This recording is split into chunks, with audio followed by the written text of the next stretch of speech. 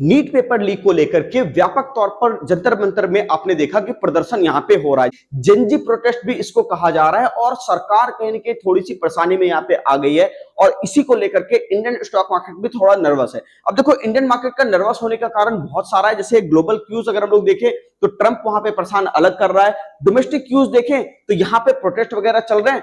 अब सबसे पहले चीज मैं आपको अपना स्टैंड क्लियर कर देता हूं, क्योंकि बहुत सारे लोग जो है ना यहाँ पे चीजों को, कुछ लोग समर्थन कर रहे हैं, कुछ लोग उसके अगेंस्ट में बोल रहे हैं। लेकिन मैं एक बात कहना चाहूंगा और मुझे लगता है कि सारे लोग इससे एग्री जरूर करेंगे। यहाँ पे मैं आपसे बताना चाहता हूं दोस्तों, देखो नीट जैसा जो पेपर होता है ना, वो थोड़ा सा एक सेंसिटिव मुद्दा हो जाता है एक तरह का। मैं आपको समझा रहा हूं, जैसे मान लो नीट दे करके आप क्या बनते हो, बेसिकली डॉक्टर बनते हो।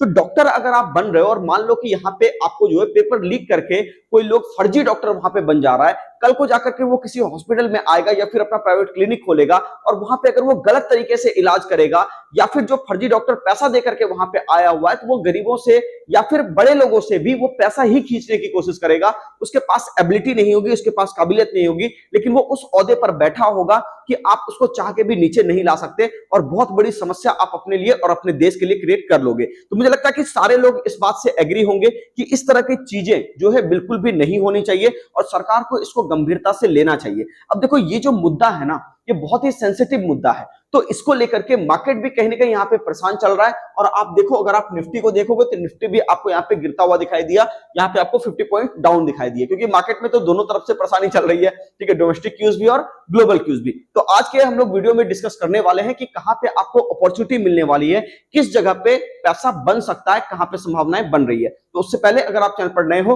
फटाफट चैनल को सब्सक्राइब। अगर आप स्टॉक मार्केट सीखना चाहते हैं, नीचे दिए गए नंबर पे आप कॉल करिए, आपको हमारी टीम सारी जानकारी देगी, बेसिक से लेकर के एडवांस तक। कैसे आप क्लास को ज्वाइन करेंगे, कैसे आप यहाँ पे सारी चीजों को समझ करके प्रॉफिटेबल ट्रेडर बन करके जाएंगे। नया बैच 7 अगस्त से स्टार्ट है, तो फटाफट कॉल करके अपनी सीट बुकिंग करवा लें, क्योंकि आपको पता है सीट्स हमारे यहाँ पे लिमिटेड होती है। तो यहाँ पे सबसे पहले चीज हम लोग बात कर लेते हैं दोस्तों। देखिए, निफ्टी का तो चलो क्या ही कहना, क्योंकि यहाँ पे क्या है, मार्केट अभी तो फिलहाल नीचे ही आ रहा है और चीजें भी थोड़ी सी गड़बड़ हो रही है। यहाँ पे सबसे पहले मैं आपको दिखाना चाहूंगा क्रिप्टो के अंदर, खास करके बीटीसी का चार्ट में यहाँ पे आपको लगा देता हूँ। बिटकॉइन के अंदर आप यहाँ पे देख लीजिएगा। देखो, बिटकॉइन के अंदर अगर मैं आपको बताना चाहूं, यहाँ पे आपको ध्यान में होगा, पिछला वीडियो जब मैंने आपको बना के दिया था ना, तो वहां पे मैंने आपको बताया था कि बीटीसी आपका ऊपर की तरफ आ सकता है, यानी 14 जुलाई वाला वीडियो आप निकाल करके देखिएगा। मैंने साफ शब्दों में कहा था कि बीटीसी जैसे इसके ऊपर सस्टेन किया है, इसका मतलब यह है कि बिटकॉइन ऊपर की तरफ जाना चाहता है, नीचे वो नहीं आएगा। और फाइनली आप देख लो, यहां से थोड़ा बहुत एक करेक्शन किया, लेकिन इसका लो ब्रेक नहीं हुआ और फाइनली अब बीटीसी क्या हो रहा है, ऊपर की ओर मूव कर रहा है और आज भी एक अच्छा खासा टारगेट अपना दे रहा है। लेकिन सबसे इंपॉर्टेंट चीज है कि इसका फाइनल टारगेट फिलहाल होगा कहां पे। तो इसके दो टारगेट हो सकते हैं, यहां पे मैं आपको बता देता हूं कि पहला टारगेट जो होगा वो बड़े लेवल का मैं आपको बता रहा हूं, ऊपर का लेवल का टारगेट होगा वो होगा 67,000 के आसपास का टारगेट आप ये लेकर के चल सकते हो, या फिर 67,500। ध्यान रखिएगा, 67,000 ये मैं आपको डॉलर में बता रहा हूं।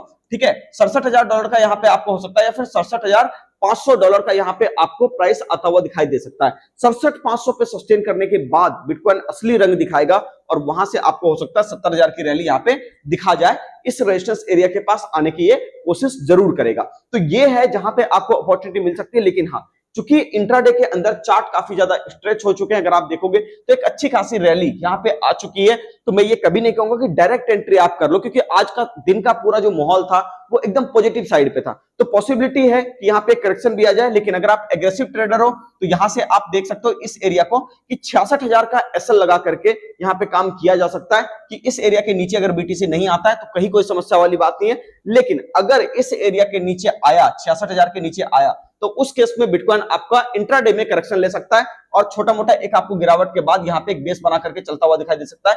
तब आप यहाँ पे एंट्री करोगे तो वो आपके लिए बेस्ट अपॉर्चुनिटी होगी, वो आपके लिए बेस्ट जगह यहां से बन सकता है बाइंग के लिए।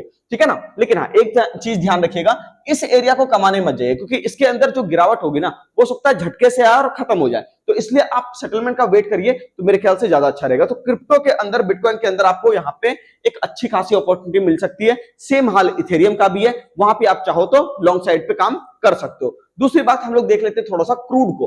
क्रूड के अंदर जो है दोस्तों, यहाँ पे मैं आपको बताना चाहूंगा कि क्रूड के अंदर यहाँ पे आपको देखने को मिलेगा कि क्रूड आपको $84 पर बैरल का यहाँ पे हो गया है। अब पिछली बारी मैंने आपको कहा था कि $83 या $81 ये इस रेंज के ऊपर जैसे ये निकलेगा तो आप देखोगे कि यहाँ पे एक अच्छी खासी गिरावट इंडियन मार्केट में भी आपको देखने को मिलेगी, क्योंकि हम लोग क्रूड को इंपोर्ट करते हैं बड़े पैमाने पे, जिस कारण से क्रूड का प्राइस अगर बढ़ेगा तो उस केस में इंडियन इकोनॉमी को प्रॉब्लम होगी। लेकिन एक छोटा सा कंसेप्ट मैं आपको आज यहाँ पे बताना चाहता हूं, जो कि अभी तक किसी भी यूट्यूबर या फिर इन्फ्लुएंसर ने आपको नहीं बताए होंगे। देखिए, सबसे पहले बात को समझिएगा, ग्लोबल जो कमोडिटी है, अगर आप सारे कमोडिटी के प्राइसेस देखोगे तो पिछले कुछ सालों के अंदर सारे प्राइसेस के अंदर एक हाइक आपको देखने को मिलेगा। मतलब गोल्ड बढ़ गया है, सिल्वर बढ़ गया था, ठीक है, कॉपर अगर आप देखोगे वो भी आपका बढ़ गया, निकेल, एल्युमिनियम, जिंक, मतलब हर एक आपका मेटल सेक्टर, कमोडिटी सेक्टर ऊपर की तरफ जा रहा है, सिवाय किसको छोड़ करके? क्रूड को छोड़ करके। तो मुझे ऐसा लगता है कि क्रूड के अंदर भी थोड़ी बहुत तेजी आपको देखने को मिलेगी। क्रूड आपको अब धीरे धीरे $100 या फिर $110 पर बैरल का ये नॉर्मल, न्यू नॉर्मल आप समझ लो कि ये नॉर्मल रेट होने वाला है। और यहां पे आप ये देख सकते हो कि इतने पे भी अपनी इंडियन इकोनॉमी जो है वो थोड़ा मतलब ठीक ठाक वो परफॉर्म करने लगेगी, कहीं कोई दिक्कत वाली बात नहीं होगी। क्योंकि यहाँ पे क्या है, सारी जगहों पे महंगाई बढ़ चुकी है सिवाय यहाँ पे क्रूड के। तो मुझे लगता है क्रूड के प्राइसेस भी थोड़े बहुत ऊपर होने चाहिए, क्योंकि पूरे ग्लोबल कमोडिटी के अंदर डिमांड बनी हुई है, तो इसके अंदर भी थोड़ा बहुत आ जाएगा। हाँ ठीक है, मैं समझ रहा हूं कि ईवी यहाँ पे जो आया है या फिर सोलर एनर्जी या ग्रीन एनर्जी की जब हम लोग बात करते हैं तो उस केस में क्रूड का काम थोड़ा सा कम हो जाता है। लेकिन हम लोग यहाँ पे बात कर रहे हैं फिलहाल अभी ट्रेडिशनल तरीका तुरंत से नहीं जा रहा यहां से, ठीक है। तो इसका मतलब यह है कि पॉसिबिलिटी है कि हम लोग एक बार ऊपर की तरफ का चाल देखेंगे। कहां तक का चाल आ सकता है? शॉर्ट टर्म में $94 पर बैरल का यहाँ पे आपको क्रूड आता हुआ दिखाई दे सकता है। ये ऊपर जाएगा, इंडियन मार्केट नीचे आएगा, इस बात को ध्यान रखिएगा। तो अगर आप लॉन्ग साइड पे काम करोगे इंडियन मार्केट में तो स्टॉप लॉस कटने के चांसेस ज्यादा हैं। बाकी उम्मीद करता हूं सारी बातें आपको डिटेल में समझ में आई होगी। बाकी बने रहिए हमारे चैनल से। वीडियो अगर पसंद आता है कमेंट सेक्शन में जरूर बताया कीजिए, और अपने दोस्तों को भी, जानकार को भी, जो भी लोग हैं जो शेयर मार्केट सीखना चाहते हैं, उनको फ्री में लर्निंग चाहिए, तो आप उनको हमारा वीडियो शेयर कर सकते हो ताकि वो कुछ ना कुछ जानकारी यहां से ले सके, चीजों को सही तरीके से समझ सके।